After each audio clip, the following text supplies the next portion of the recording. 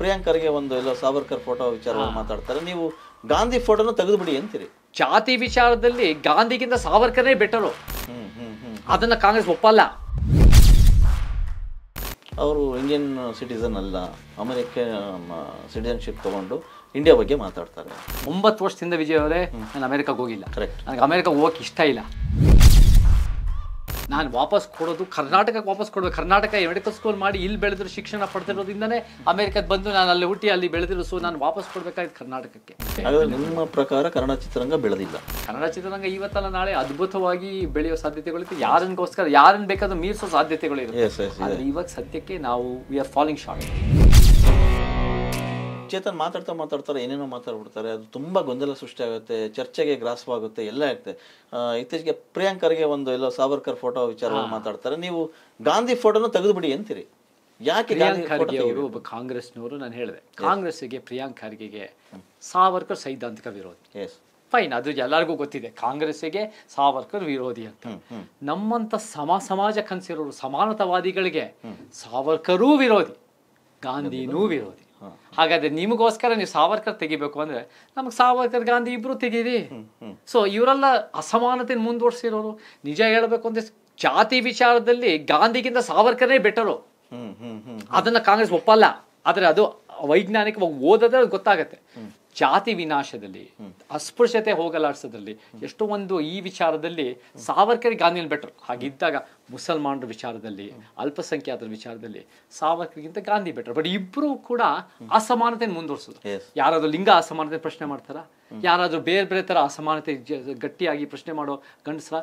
ಅಂಬೇಡ್ಕರ್, ಪೆರಿಯಾರು ಗಂಡಸರಾಗಿದ್ರು ಕೂಡ ಅವರು ಒಂದು ಲಿಂಗ ಅಸಮಾನತೆ ವಿರುದ್ಧ ನಿಂತ್ಕೊಂತಾರೆ, ಎಲ್ಲ ಅಸಮಾನತೆ ವಿರುದ್ಧ ನಿಂತ್ಕೊಂತಾರೆ. ಸೊ ಹಾಗಿದ್ದಾಗ ನಮಗೆ ಗಾಂಧಿನೂ ಶತ್ರುನು, ಸೈದ್ಧಾಂತಿಕ ಶತ್ರುನೇ, ಸಾವರ್ಕರ್ ಸೈದ್ಧಾಂತಿಕ ಶತ್ರುನೇ. ಈ ಐಡಿಯಾಲಜಿ ಎರಡೂ ಕಿತ್ತಾಕಿ, ಅಥವಾ ನಾನು ಏನ್ ಹೇಳಿದೆ ಅಂದ್ರೆ ಸುಮ್ಮನೆ ಅದಕ್ಕೆ ಒಂದು ವಿಚಾರ ಬರಕ್ಕೆ ಸರಿಯಪ್ಪ ನೀವು ಎರಡೂ ಇಟ್ಕೊಳ್ಳಿ, ಅದ್ರ ಜೊತೆ ನಮ್ಮಂತ ಸಮಾನತಾವಾದಿ ಆಗಿರೋ ಮಾರ್ಗದರ್ಶಕರು ಮತ್ತೆ ಕನ್ನಡದವರಾಗಿ ಹುಟ್ಟಿರೋರು ತಂದೆ ಪೆರಿಯಾರ್ನು ಸೇರಿಸಿ. ಯಾಕಂದ್ರೆ ಅವರು ಅವ್ರು ಕರ್ನಾಟಕದವ್ರು. ಏನ್ ಗಾಂಧಿ ಕರ್ನಾಟಕದವರ, ಏನ್ ಸಾವರ್ಕರ್ ಕರ್ನಾಟಕದವರ, ಏನ್ ಇಬ್ರು ಅಸಮಾನತಾವಾದಿಗಳು? ಸಮಾಜವಾದ ಕರ್ನಾಟಕದವರು ತಂದೆ ಪೆರಿಯಾರ್ನ ಸೇರಿಸಿ ನಮಗೆ ನಮ್ಮ ಸಿದ್ಧಾಂತನೂ ಬರ್ಲಿ ಅಲ್ಲಿ ಅಂತಾನೂ ಒಂದು ಇದನ್ನ ಕೊಟ್ಟೆ. ಆ ಪೋಸ್ಟ್ ನಲ್ಲಿ ಚೆನ್ನಾಗಿ ಆಲೋಚನೆ ಮಾಡ್ಲಿ. ಅದು ಬಹಳ ಚರ್ಚೆ ಆಗ್ತಾ ಇದೆ ಸೋಷಿಯಲ್ ಮೀಡಿಯಾದಲ್ಲಿ. ಗಾಂಧಿಯ ಸಿದ್ಧಾಂತ ಏನು, ಸಾವರ್ಕರ್ನ ಸಿದ್ಧಾಂತ ಏನು, ನಮ್ಮಂತ ಸಮಾನತಾವಾದಿಯ ಸಿದ್ಧಾಂತ ಏನು ಚರ್ಚೆ ಆಗಬೇಕು. ಬೇರೆ ಬೇರೆ ಸಿದ್ಧಾಂತಗಳು ಇವಲ್ಲ, ಅದು ಜನರಿಗೆ ಆಲೋಚನೆ ಬರಬೇಕು. ನಿಮ್ಮ ವಿರೋಧಿಗಳು ನಿಮ್ಮನ್ನು ವಿರೋಧಿಸೋದು ಒಂದು ಮಾತು ಹೇಳ್ತಾರೆ, ಅವರು ಇಂಡಿಯನ್ ಸಿಟಿಸನ್ ಅಲ್ಲ, ಅಮೆರಿಕನ್ ಸಿಟಿಸನ್ಶಿಪ್ ತಗೊಂಡು ಇಂಡಿಯಾ ಬಗ್ಗೆ ಮಾತಾಡ್ತಾರೆ. ಈ ಥರದ ಒಂದಿಷ್ಟು ಟೀಕೆ ಟಿಪ್ಪಣಿಗಳು ಬರ್ತಾ ಇದ್ದಾವೆ. ಅದಕ್ಕೆ ನಿಮ್ಮ ಸ್ಪಷ್ಟನೆ? ನಾನು ಹುಟ್ಟಿರೋದು ಇಂಡಿಯಾನಲ್ಲ, ಆದರೆ ನಾನು ಹುಟ್ಟಿದ ಯಾರು ಕೂಡ ಅಪ್ಲಿಕೇಶನ್ ಆಗಿ ಭಾರತದಲ್ಲಿ ಹುಟ್ಟಿಲ್ಲ. ನಾನು ಕೂಡ ಅಪ್ಲಿಕೇಶನ್ ಆಗಿ ಕರ್ನಾಟಕ ಅಮೆರಿಕದಲ್ಲಿ ಹುಟ್ಟಿಲ್ಲ. ಬಟ್ ನನಗೆ ತಲೆಮಾರಿಂದ ನಮ್ಮ ತಂದೆ ತಾಯಿ ಕರ್ನಾಟಕದಲ್ಲಿ ಮೆಡಿಕಲ್ ಸ್ಕೂಲ್ ಮಾಡಿ ಇಲ್ಲೇ ಹುಟ್ಟು ಬೆಳೆದು ನಮ್ಮ ತಾತ ಅಜ್ಜಿ ಇದ್ದರು, ಇಬ್ಬರು ಕೂಡ ಇಲ್ಲಿ ಕರ್ನಾಟಕಕ್ಕೆ ಭಾಳ ಪಡೆದಿದ್ದೀವಿ ನಾವು. ನಾನು ವಾಪಸ್ ಕೊಡೋದು ಕರ್ನಾಟಕಕ್ಕೆ ವಾಪಸ್ ಕೊಡಬೇಕು. ಕರ್ನಾಟಕ ಮೆಡಿಕಲ್ ಸ್ಕೂಲ್ ಮಾಡಿ ಇಲ್ಲಿ ಬೆಳೆದಿರೋ ಶಿಕ್ಷಣ ಪಡ್ತಿರೋದ್ರಿಂದನೇ ಅಮೆರಿಕಕ್ಕೆ ಬಂದು ನಾನು ಅಲ್ಲಿ ಹುಟ್ಟಿ ಅಲ್ಲಿ ಬೆಳೆದಿರೋ. ಸೊ ನಾನು ವಾಪಸ್ ಕೊಡಬೇಕಾಗಿತ್ತು ಕರ್ನಾಟಕಕ್ಕೆ. ಸೊ ಆ ಕಾರಣಕ್ಕೆ ಕರ್ನಾಟಕಕ್ಕೆ ನಾನು ಇಲ್ಲಿ ಎಲ್ಲ ಹಕ್ಕುಗಳು ಇದೆ ನನಗೆ.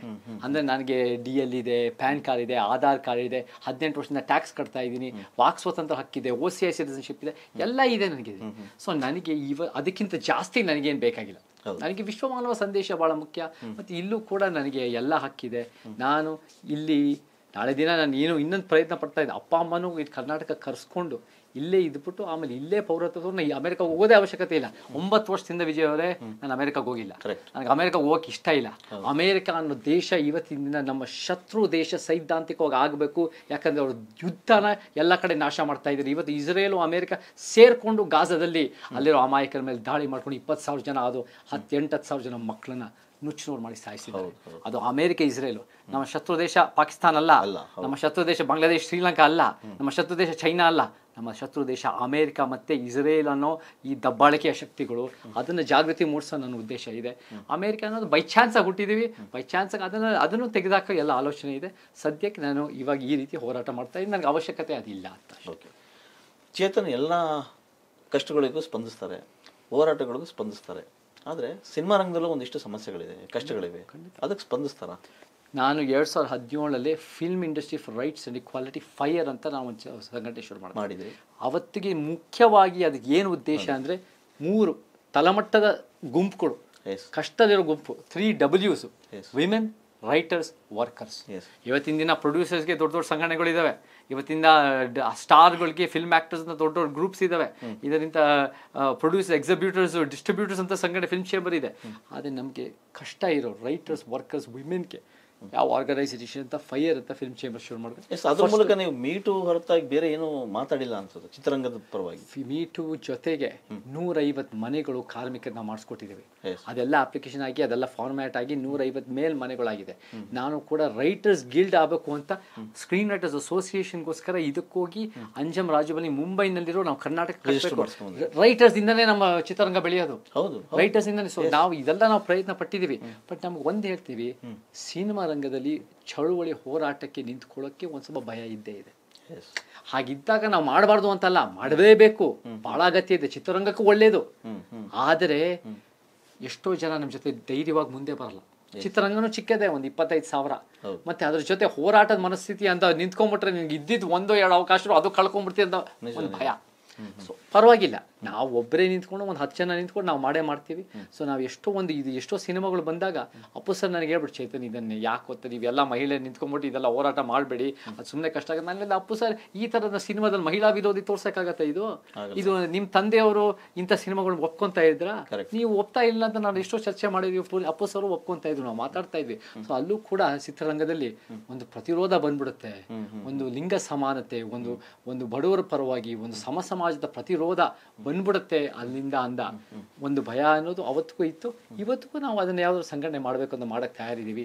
ಮೀಟು ಒಂದೇ ಅಲ್ಲ, ಮೀಟೂನು ಬಹಳ ಮುಖ್ಯ. ಇವತ್ತು ಮೀಟು ಎಷ್ಟು ಕಡಿಮೆ ಆಗಿದೆ ಚಿತ್ರರಂಗದಲ್ಲಿ. ಅದು ನಮ್ಮ ಚಳವಳಿಯಿಂದ ಒಂದು ICC ಅಂತ ಫಸ್ಟ್ ಟೈಮ್ ದೇಶದಲ್ಲಿ ಅಷ್ಟೆಲ್ಲ ಪ್ರಪಂಚದಲ್ಲಿ ನಾವು ಕನ್ನಡ ಚಿತ್ರರಂಗದಲ್ಲಿ ಒಂದು ಆಂತರಿಕ ದೂರ ಸಮಿತಿ ಅನ್ನೋದು ನಾವು ಒಳಗೆ ಅದನ್ನ ಸಮಸ್ಯೆ ಬಗೆಹರಿಸಕ್ಕೆ ನಾವು ಸೃಷ್ಟಿ ಮಾಡಿದ್ವಿ, ಲೈಂಗಿಕ ದೌರ್ಜನ್ಯದ ಬಗ್ಗೆ. ಸೊ ಆ ನಿಟ್ಟಿನಲ್ಲಿ ಇವೆಲ್ಲ ನಾವು ಮಾಡ್ತಾ ಇದ್ವಿ. ಕಾರ್ಮಿಕರ ಮನೆಗಳು ಎಷ್ಟೋ ಒಂದು ಕೋವಿಡ್ ನಲ್ಲಿ ಎಷ್ಟೋ ಒಳ್ಳೇದು ಮಾಡಿದ್ವಿ ಕಾರ್ಮಿಕರಿಗೆ, ಅದು ಕೂಡ ನಾವು ಮಾಡಿದೀವಿ. ರೈಟರ್ಸ್ ಗಿಲ್ಡು ನಮ್ಗೆ ಬಹಳ ಮುಖ್ಯ.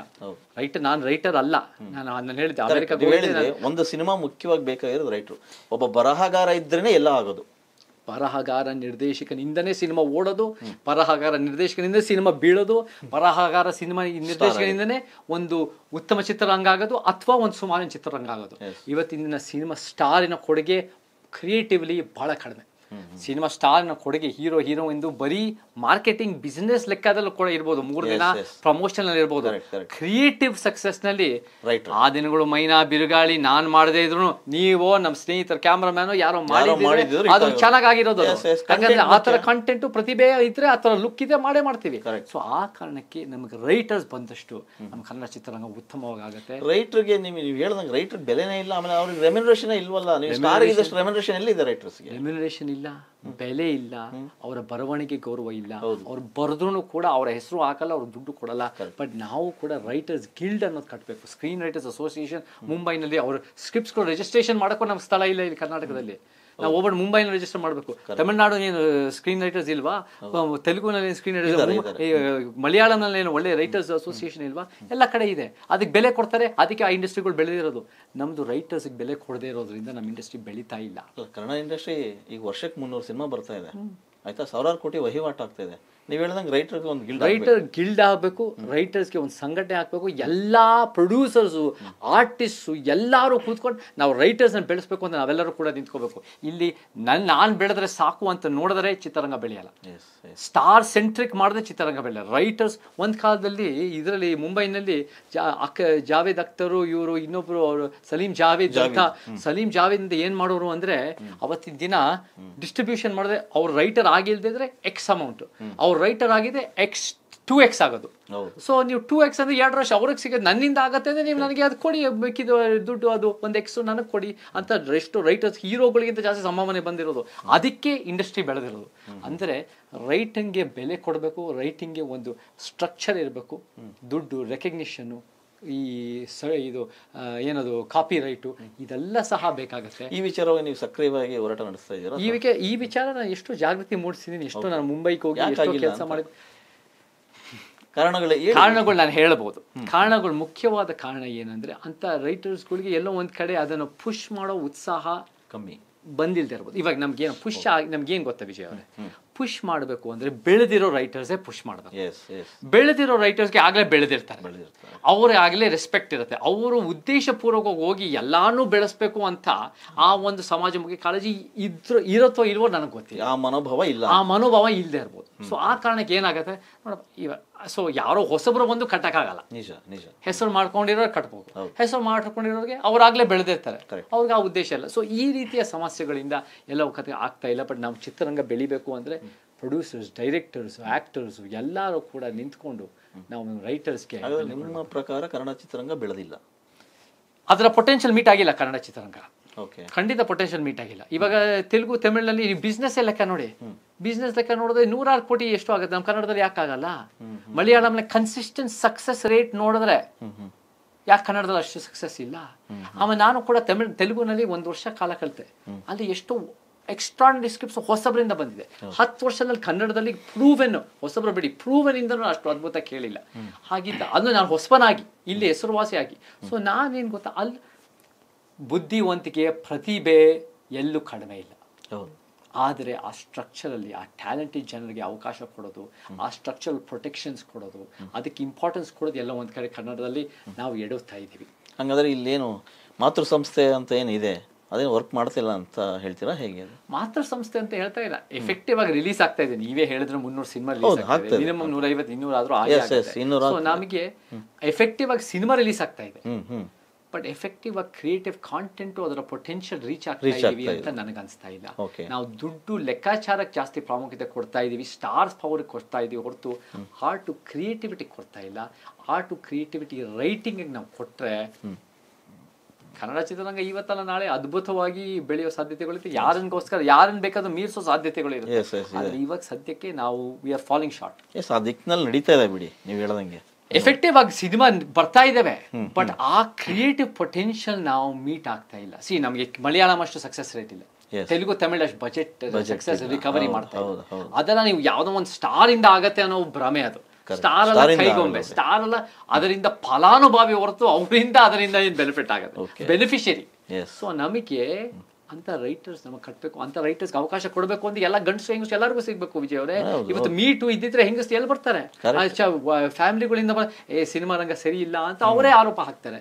ನಮಗೆ ಇವತ್ತಿನ ದಿನ ಮೀಟೂನು ಹೋಗಿಸ್ಬೇಕು, ರೈಟರ್ಸ್ಗೂ ಅವಕಾಶ ಕೊಡಬೇಕು, ಅದಕ್ಕೂ ಸ್ಥಾನಮಾನ ಎಲ್ಲರಲ್ಲೂ ಟ್ಯಾಲೆಂಟ್ ಇದೆ. Women are extraordinary creative writers. Women ನನ್ನ ಪ್ರಕಾರ ವಿಜಯ್ ಅವರೇ ಬರೀ ಹೆಂಗಸರು ಬರೆಯೋದ್ರಲ್ಲಿ ಉತ್ತಮ ಅಲ್ಲ, ಗಂಡಸರು ಬರೆಯೋದ್ರಲ್ಲಿ ಬಹುಶಃ ವಿಮೆನು ಉತ್ತಮ.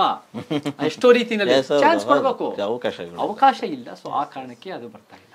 ಓಕೆ, ಇಷ್ಟೊತ್ತು ನಟ ಚೇತನ್ ಅಹಿಂಸಾ ಅವರು ನಮ್ಮ ಜೊತೆ ಸಾಕಷ್ಟು ನಿರರ್ಗಳವಾಗಿ ಮಾತಾಡಿದ್ರು. ಒಂದು ಕಡೆ ಸಿನಿಮಾ ಮಾತಾಡಿದ್ರು, ಒಂದು ಕಡೆ ಹೋರಾಟ ಮಾತಾಡಿದ್ರು, ಇನ್ನು ಕಡೆಗೆ ವಿವಾದ, ಚರ್ಚೆ, ಗೊಂದಲ ಎಲ್ಲದನ್ನು ಮಾತಾಡಿದರು. ಆದರೂ ಇವತ್ತಿಗೂ ಚೇತನ್ ಅಂದರೆ ಒಂದಿಷ್ಟು ಟೀಕೆಗಳು, ಗೊಂದಲಗಳು ಇದ್ದೇ ಇರುತ್ತೆ. ಎನಿವೆ ಸರ್, ಇಷ್ಟ ತನಕ ನಮ್ಮ ಜೊತೆ ಮಾತಾಡಿದರೆ ನಿಮ್ಮ ಹೋರಾಟ ಹೀಗೆ ನಿರಂತರವಾಗಿರಲಿ, ಆಯಿತಾ? ಹಾಗೆ ಚಿತ್ರರಂಗದ ಹೋರಾಟ ಕೂಡ ತುಂಬ ಚೆನ್ನಾಗಿರಲಿ ಅಂತ ಅಂದ್ಕೊಳ್ತೀನಿ. ನಮ್ಮ ಕರ್ನಾಟಕ TV ಸ್ಟುಡಿಯೋಗೆ ಬಂದು ಇಷ್ಟೊತ್ತು ಮಾತಾಡಿದ್ದೀರಿ. ನಿಮ್ಮ ಮುಂದಿನ ಹೊಸ ಹೆಜ್ಜೆಗಳಿಗೆ ಒಳ್ಳೇದಾಗಲಿ ಸರ್. ಧನ್ಯವಾದಗಳು ವಿಜಯ್ ಅವರೇ. ಕರ್ನಾಟಕ TV ನೀವು ಕೂಡ ಬಹಳ ಒಳ್ಳೆ ಜರ್ನಲಿಸಮ್ ಮಾಡ್ತಾ ಇದ್ದೀರಾ. Thank you sir. Election time journalism ಅಂತೂ ಬಹಳ ಅದ್ಭುತವಾಗಿತ್ತು. ಅದನ್ನ ನೋಡ್ತಾ ಇರ್ತೀನಿ, ನಿಮ್ಮ ಇಂಟರ್ವ್ಯೂಗಳು ಚೆನ್ನಾಗಿ ಬರ್ತಾ ಇದೆ. ನನಗೆ ಅವಕಾಶ ಕೊಟ್ಟಿದ್ದಕ್ಕೆ ಧನ್ಯವಾದಗಳು. Thank you sir. Thank you Vijay.